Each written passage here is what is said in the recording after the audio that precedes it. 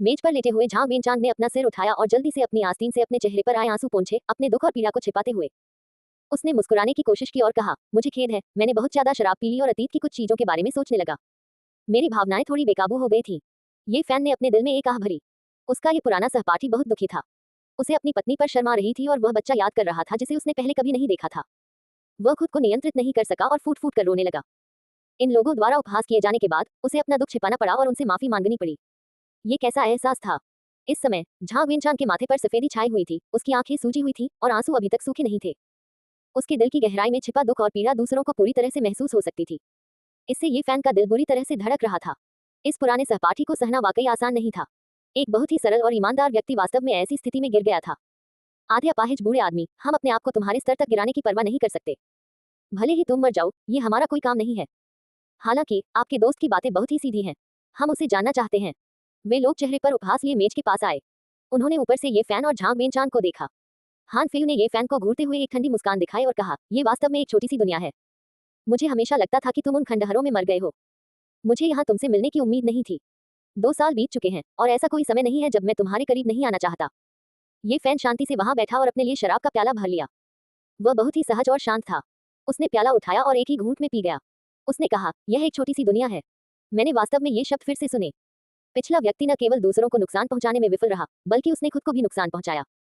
मुझे आश्चर्य है कि इस बार क्या होगा। उसने एल्डर हान के बारे में सोचा।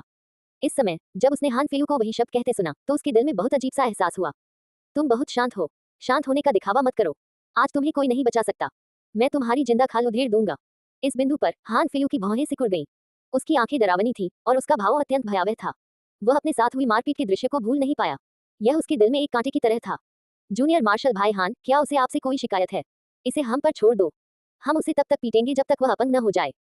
यहाँ किसी भी चीज के बारे में चिंता करने की जरूरत नहीं है। उस कूड़े के शब्द बहुत ही कठोर थे।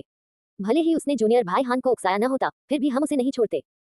उनमें से कुछ ने उपहास किया और हमला करने वाले थे। झांग वेनचांग जल्दी से खड़ा हुआ और बोला, भाइयों, ऐसा मत करो। वह एक साधारण व्यक्ति है। खिलवाड़ मत करो। आधे अपाहिज बूढ़े आदमी, चले जाओ। इसका तुमसे कोई लेना देना नहीं है। उनमें से एक के चेहरे पर तिरस्कार का भाव था और वह बहुत अधीर था। उसने झांग वेनचांग को इतनी जोर से धक्का दिया कि वह लड़खड़ा गया और लगभग गिर गया। जब आप पहली बार संप्रदाय में शामिल हुए थे तो एल्दमायून ने आपके साथ एक खजाने की तरह व्यवहार किया था, लेकिन अंत में क्या हुआ? तुम तो बस किस्मत वाले थे कि तुमने कड़वाहट के सागर को पहले ही सुलझा लिया। क्या फायदा? बहुत दिनों बाद तुम पूरी तरह से पिटकर अपनी मूल अवस्था में वापस आ जाओगे। आधे अपंग बूढ़े आदमी, बाधा मत बनो। अगर लियू यही हर जगह तुम्हारी रक्षा नहीं कर रही होती। ये बोलने वाला व्यक्ति ठहाके लगाकर हंसा। हालांकि उसने अपनी बात पूरी नहीं की, लेकिन सभी समझ गए कि उसका क्या मतलब था। दोस्तों, मैं माफी चाहता हूँ। अगर आप संतुष्ट नहीं हैं तो मेरे पास आएं। अपने इस दोस्त के लिए चीजें मुश्किल न बनाएं। झांग वेनचांग ने उन कुछ लोगों को रोकने के लिए अपना हाथ बढ़ाया और ये फैन को अपने पीछे रोक लिया। आधे अपंग बूढ़े आदमी, क्या तुम सचमुच सोचते हो कि तुम कोई महत्वपूर्ण व्यक्ति हो? इसके बारे में सोचो। तुम अपने आप को क्या समझते हो? उनमें से एक बहुत असंतुष्ट था। उसने तिरस्कार भरी नजरों से उसे देखा और उसे दूर धकेल दिया। वह चिल्लाया, रास्ते से हट जाओ। ये फैन ने झांग वेनचांग का समर्थन किया और उनमें से कुछ की ओर देखा। और तुम अपने आप को क्या समझते हो? ये फैन, ऐसे मत बनो। झांग वेनचांग ने जल्दी से ये फैन को रोका और उसे आगे बोलने नहीं दिया। फिर वह फिर से आगे बढ़ा और बोला, दोस्तों, मुझे सच में खेद है। मेरा दोस्त एक साधारण इंसान है। इसे दिल पर मत लेना। अगर तुम नाराज हो तो मेरे पास आओ। उसके लिए चीजें मुश्किल मत बनाओ। अगुवाई करने वाला युवक बहुत पहले ही अपना धैर्य खो चुका था और अब वह खुद को रोक नहीं पाया। उसने झांग वेनचांग का कॉलर पकड़ लिया और कहा, क्या तुम सच में सोचते हो कि लियू याई तुम्हारा साथ दे सकता है?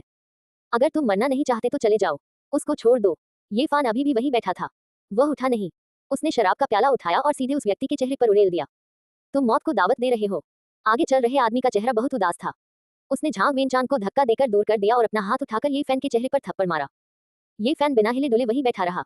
उसने हाथ बढ़ाकर उस हाथ को पकड़ लिया जो उसके ऊपर झूल रहा था। उसने उसे जोर से घुमाया। कचा की आवाज के साथ उस आदमी की कलाई सीधे टूट गई और मछली के हुक के आकार में बदल गई। फिर उसने अपना हाथ उठाया और उस आदमी के चेहरे पर जोरदार थप्पड़ मारा। पापा, ये बहुत जोरदार तमाचा था। कोई भी साफ तौर पर देख सकता था कि उस आदमी का चेहरा विकृत हो गया था। फिर उसके दांत गिर गए और खून बहने लगा। उसका पूरा शरीर कठपुतली की तरह था जो 7 या 8 मीटर दूर उड़ गया और जमीन पर भारी होकर गिर गया। किसी को भी इस तरह के नतीजे की उम्मीद नहीं थी। वह आदमी जमीन पर कुछ बार तड़पता रहा, लेकिन उठ नहीं पाया। उसके कान बज रहे थे और सिर चकरा रहा था। वह चिल्लाया, मेरे लिए उसे मार डालो। हान फेयू ये फैन को बेहतर जानता था। वह तुरंत पीछे हट गया और साथ ही दूसरों को याद दिलाया, सावधान रहो, इस कूड़े का शरीर खास है और असाधारण ताकत है। उसके द्वारा पकड़े मत जाना। उस पर दूर से हमला करो। सीधे अपने हथियार निकालो और उसे मांस के पेस्ट में काट दो। उसके शब्द थोड़ी देर से बोले। ये फैन की गति बहुत तेज थी। उसने सीधे एक आदमी को पकड़ लिया और उसे 2 बार थप्पड़ मारे, जिससे वह चक्कर खा गया। उसके मुंह के कोने से खून बहने लगा। ऐसा लग रहा था जैसे उसने एक बेजुका पकड़ रखा हो और सीधे उसे हथियार की तरह घुमाया हो। Bang bang. ये फैन की ताकत और गति बहुत भयानक थी। बीच में मौजूद आदमी ने अपने हाथों को झटकते हुए 3 साधकों को कुचल दिया जो उस पर झपट रहे थे। वे चीखे और भाग गए।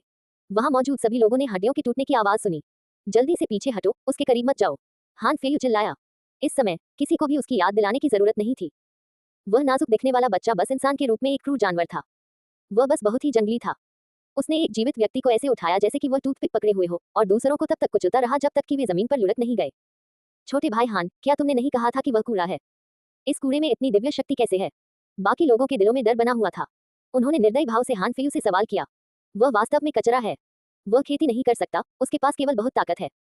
जब तक हम उसके करीब नहीं पहुंच जाते, उसे मारना आसान है। हान फेयू के चेहरे पर एक भयावह व्यंग्य प्रकट हुआ। सभी ने अपने अपने हथियार निकाल लिए। अचानक चमक उठी। Greenwood Seal, Cold Iron Ruler, Scarlet Blood Spear वगैरह सब हवा में लटके हुए थे, जिनका निशाना ये फैन था। यदि आप चाहते हैं कि वह मर जाए, तो अपने हथियार निकाल लें। मुझे उसे मानव ढाल के रूप में इस्तेमाल करने में कोई आपत्ति नहीं है। ये फैन ने अपने हाथ में मानव आकार का हथियार लहराया और उदासीनता से कहा। इन कड़वे समुद्र चरण के साधकों से निपटने के लिए उसे अपनी ताकत दिखाने की बिल्कुल भी जरूरत नहीं थी। नहीं, सब लोग शांत हो जाओ। झांग वेनचांग आगे आया, उसके चेहरे पर चिंता के भाव थे। वह ये फैन के सामने खड़ा हो गया और उन लोगों पर चिल्लाया, वह न केवल मेरा दोस्त है, बल्कि लियू ही का भी दोस्त है। आप उसके साथ ऐसा व्यवहार नहीं कर सकते। आधे अपाहिज बूढ़े आदमी, मेरे रास्ते से हट जाओ। अब तुम जिसे भी बाहर निकालोगे, कोई फर्क नहीं पड़ता। अगर मैं उसे नहीं मारूंगा, तो मैं अपने दिल की नफरत को बाहर नहीं निकाल पाऊंगा।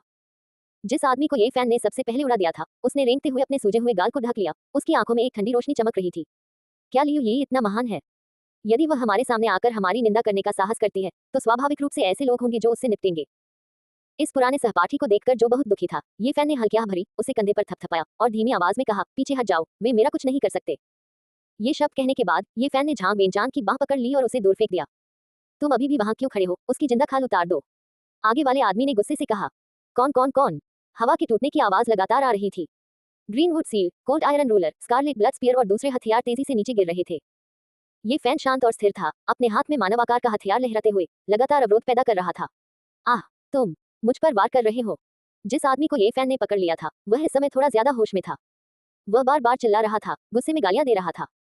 यदि उन लोगों ने तुरंत अपने हमले वापस न ले लिए होते तो ये साधक पहले ही कई टुकड़ों में कट चुका होता। एक साथ हमला करो, मैं देखना चाहता हूँ कि क्या वह हम सबको रोक सकता है। मुझे उसकी जिंदा खाल उतारनी होगी। आगे चल रहे आदमी के चेहरे पर उदासी थी। उसने आसपास के लोगों को फिर से हमला करने का आदेश दिया। चेन फैंग, तुम ऐसे नहीं हो सकते, मैं तुम्हारे द्वारा मारा जाऊंगा। ये फैन द्वारा पकड़ा गया साधक डर से चिल्लाया, लेकिन फिर ग्रीनवुड सील से कुचल जाने के बाद बेहोश हो गया। आसपास के लोगों ने चेन फैंग नामक व्यक्ति की बात मान ली। वे सभी अपने हथियार लहराते हुए आगे की ओर वार करने लगे। हालांकि वे बहुत सावधान थे, लेकिन समय समय पर मानव ढाल के शरीर पर खूनी घाव हो जाता था। ये फैन उनके साथ समय बर्बाद नहीं करना चाहता था।